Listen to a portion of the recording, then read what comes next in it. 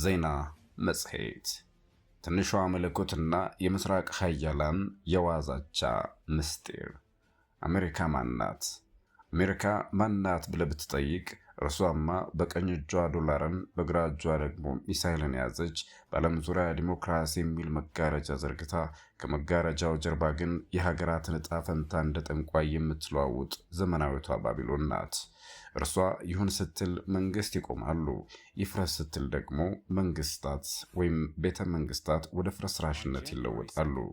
ከዋሽንግተን ደመና በታችና ከኒውዮርክ ሰማይ ስር የምትኖረው ይቺ ትንሿ መለኮት ዓለምን እንደ ኳስ በእግሯ እየመታች መዘውሯን ስታዞር የማይመቿትን መሪዎች ደግሞ እንደ በግ ለስጋ እንደ ፍየል ለቆዳ አታውላቸውም። ይልቁንም የሰማያዊ መብት በሚል ስለታማ ቢላዋ ታርዳቸዋለች።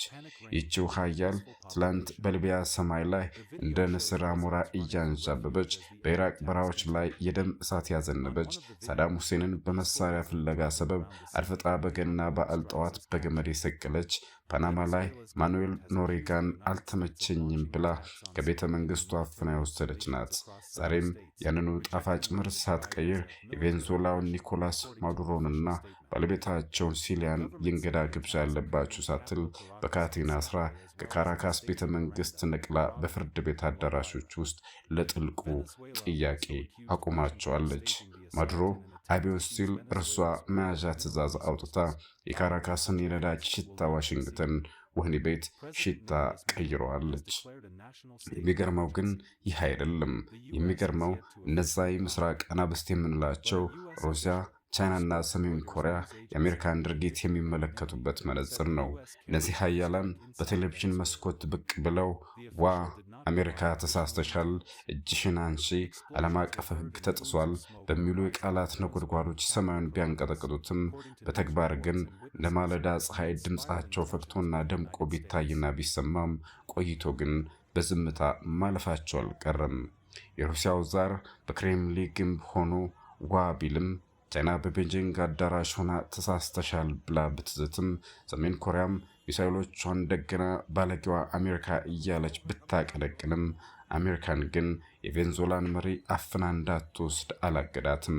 ኃያላን ተብዬ ሀገራትም የዓለም ሀገራት ሕግ ተጥሷል ከማለት ያለፈ ድምፅ አላሰሙም። በዲፕሎማሲያዊ ሽንገላ ብቻ ከመሸሽም አላለፉም። ይህ የቃላት ዛቻቸው ከአንገት በላይ እንጂ ከልብ ያልፈለቀ የአሜሪካን የብረት ክንድ ከመፍራት የተነሳ የሚሰነዘር የጨለማ ጩኸት ይመስላል። እነዚህ ሶስቱ ኃያላን አሜሪካን በቃላት ይለበልቧታል እንጂ በተግባር ግን ዳር ላይ ቆመው ከመዛት ያለፈ ለውጥ አምጥተው አያውቁም። የቃላት ጦርነታቸው እንደ ነጎድጓድ ቢሰማም ዝናቡ ግን የለም። ይልቁንም አሜሪካ በዓለም ዙሪያ የምታደርገው አፈናና ግድያ በቃላት ጦርነት ለመሸኘትና ራሳቸውን ከመከራ ለመጠበቅ ሲሉ በዋና በተሳስተሻል ስር ተሸሽገው ማለፍ መርጠዋል። ይህም የሚያሳየው የአሜሪካ ዓለምን የምትገዛው በሀገር ብቻ ሳይሆን በሀገርና በሕግ ብቻ ሳይሆን በነዛ ኃያላን ልብ ውስጥ በጣለችው የፍርሃትና የጥርጣሬ ጥላ መሆኑን ነው። ስለሆነም አሜሪካ እንደ ጥንቱ የባቢሎን ግንብ ሰዎች በቋንቋና በዘር ተከፋፍለው በገነቡት የጥፋት ግንብ መሃል ሆና ሪሞት ኮንትሮሏን ትጫናለች። ቬንዙዌላ ታጥፋለች። ማዱሮና በካቴና ተጠፍንጓል። አሜሪካ ደግሞ በዙፋኑ ላይ ሆና ቀጣዩ ማን ነው እያለች ትሰውራለች። የታሪክ መዝገብ እንደሚነግረን እንደ አሱርና ባቢሎን እንደ ሮምና ግሪክ ሁሉም ትንንሽ መለኮቶች ጊዜያቸው ሲደርስ ይረግፋሉ። እስከዛው ግን የምድር በረከት በጠቅላላ በኔቶ ሰረገላ ላይ ተጭኖ ወደ እርሷ ወደ አሜሪካ ጎተራ ካልገባ ዓለም ትናወጣለች፣ ምድር ትጠፋለች ማለቷን ትቀጥላለች። በዓለም መድረክ ላይ የሚሰማው ሙሉ ጩኸት ሁሉና ጥንካሬ ሁሉ አንድ አይደለም።